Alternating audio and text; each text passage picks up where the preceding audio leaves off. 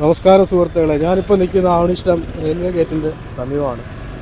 ഈ റോഡിൻ്റെ അവസ്ഥയാണ് ഈ കാണുന്നത്. ഇത് മാസത്തിൽ 3 തവണ ഈ റോഡ് റിപ്പയറിംഗ് ആണ്. റെയിൽവേയുടെ ഭാഗത്തു നിന്നാണ് ഈ പണി നടക്കുന്നത്. ഇതുവരെ ഈ റോഡിന് തീരുമാനം ഉണ്ടായിട്ടില്ല.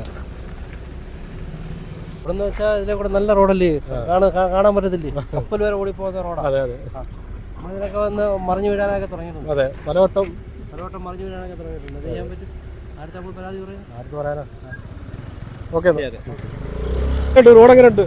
റോഡ് അടിപൊളിയല്ലയോ? കൊണ്ടുവന്ന് ഇവിടെ കുറെ വാഴയോ എന്തെങ്കിലുമൊക്കെ നട്ട് കൊടുത്താൽ നല്ലതാണ്, നല്ല കൊല വെട്ടാം. അതെ, പിന്നെ ഇത് കൂടെ ഇങ്ങനെ അതിന്റെ ഇന്നാളെ കൊണ്ടുവന്ന് വേണ്ട ഇവിടെ മൊത്തം പദമായിട്ട് കിടന്നതാണ്. അല്ല, ഇതിനിടയ്ക്ക് അത് അവിടെ പദമായിട്ട് കിടന്ന് ഇത്രയും സ്ഥലം അവർ ശരിയാക്കിയിട്ട് അതിനിപ്പുറത്തോട്ട് ഇങ്ങനെ പദമായി പൊക്കോണ്ടിരിക്കുക. കണ്ടില്ലേ? അടുത്തങ്ങാണ് ആള് നിന്നാൽ ചെളിയും തെറിക്കും.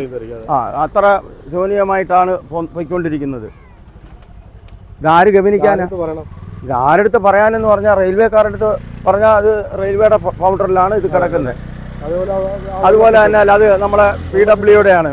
അത് ഈ ഓട തെളിച്ച് ഉണ്ട്, അതൊക്കെ അടഞ്ഞിരിക്കുകയാണ്. തുറന്നു കൊടുക്കണ്ടേ? അതിങ്ങനെ കിടക്കുന്നു.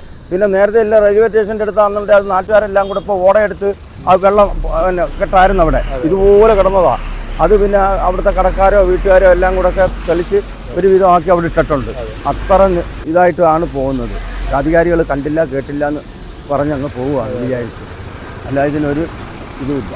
ഇതും കൊണ്ട് വന്ന് ഇവിടെ കുളിക്കായിരുന്നു, നാണ്ട നീന്തി കുളിക്കായിരുന്നു. കണ്ടോ വെള്ളം കിടക്കുന്നുണ്ടോ? ഈ ഒരു ചാല അങ്ങ് വെട്ടി മാറ്റിയായിരുന്നു. സോപ്പും തോർത്തും കൊണ്ട് വന്നാൽ കുളിക്കാം. എന്ത് പറയണ്ട, നാട്ടുകാരില്ലേ?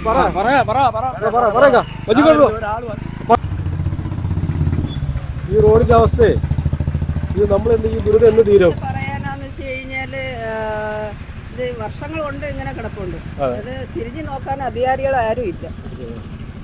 പിന്നെ ഇതിനകത്തെന്ന് വെച്ച് കഴിഞ്ഞാൽ കഴിഞ്ഞ ദിവസം ഒരു ട്രാൻസ്പോർട്ടിന്റെ അടിയിൽ ഒരു ബൈക്ക് കയറി, അയാളുടെ ജീവൻ തന്നെ രക്ഷപ്പെട്ടത്. ഈ വെള്ളക്കെട്ടുള്ളതുകൊണ്ടല്ലേ? അവിടെ ഒരു കട്ടറുണ്ട്, ആ കട്ടർ വെള്ളം കിടക്കുന്നതുകൊണ്ട് കാണാൻ പറ്റത്തില്ല. അതിനകത്ത് വന്ന് ചാടി ട്രാൻസ്പോർട്ടിന്റെ കീഴിൽ കയറിയതാ. ഈ റെയിൽവേയുടെ ഒരു ചാല അങ്ങോട്ട് കിടപ്പുണ്ട്. അത് ഈ റെയിൽവേയുടെ വർക്ക് തന്നെ ഇപ്പൊ കഴിഞ്ഞ ദിവസം ഒരുപാട് വർക്ക് നടന്നതായിരുന്നു. ആ സമയത്ത് അവർക്ക് വേണമെങ്കിൽ ആ JCB ഇട്ട് ചെയ്യായിരുന്നു. അത് ചെയ്തില്ല. ഒന്ന് പഞ്ചായത്ത് നോക്കണം, അല്ലെന്നുണ്ടെങ്കിൽ BWDക്കാർ നോക്കണം, അല്ലെങ്കിൽ റെയിൽവേക്കാർ നോക്കണം. ഇതിൽ ഏതെങ്കിലും ഒരു സ്ഥാനത്തുള്ള അധികാരികൾ കണ്ണു തുറന്ന് നോക്കുവാണെങ്കിൽ ഈ പ്രശ്നം ഒഴിവാക്കായിരുന്നു. ഗേറ്റ് അടയ്ക്കുന്നത് അത് എപ്പോഴും വണ്ടികൾ വരുന്ന ഒരു സ്ഥലവും കൂടിയാണ്. അതുകൊണ്ട് ആ ദയനീയാവസ്ഥ തന്നെ കണ്ടില്ലേ, കാട് കയറി കിടക്കുന്നത്.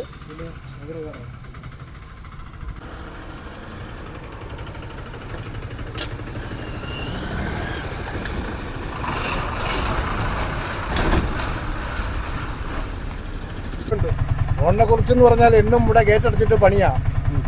പക്ഷെ നേരം വിളക്കുമ്പം 2 മഴ പെയ്യുമ്പോൾ ഇതാ അവസ്ഥ. ഞങ്ങളെന്തോ ഈ ഓട്ടോക്കാരെല്ലാം ഇതിൻ്റെ ഹൗസിങ്ങും പിന്നെ ഇതും കോർക്കെല്ലാം ഒടിഞ്ഞു പോവുക. 3 ദിവസം പണിയും ഫുൾ ടൈം പണിയാണ്. ഇത്രയും പണി തന്നെയാണ് 3 ദിവസത്തെ അവധി. എന്തോ ചെയ്യാനാ, ഞങ്ങൾ സഹിച്ചു പോകുന്നു. അതേസമയം കാപ്പരയിലെ പിന്നെ ഗേറ്റ് പോയി നോക്ക്, നല്ല വൃത്തിയായിട്ട് കിടക്കുന്നു, നല്ല വൃത്തിയായിട്ട് പണിഞ്ഞേക്കുന്നു. അവിടെ ചെയ്തതിന്റെ പോരായ്മയാണ് അവര് വെള്ളക്കെട്ടും. രാത്രിയിലൊക്കെ വരാൻ ഭയങ്കര ബുദ്ധിമുട്ടായത്. എന്താ ചെയ്യാനാന്ന് അറിയാൻ പറ്റും, ഭയങ്കര ബുദ്ധിമുട്ട്. Okay okay.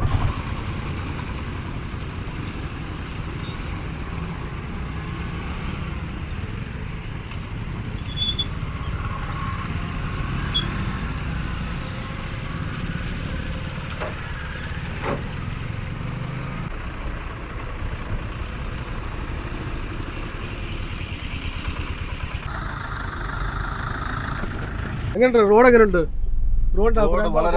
വളരെ മോശമാണ് റോഡ്.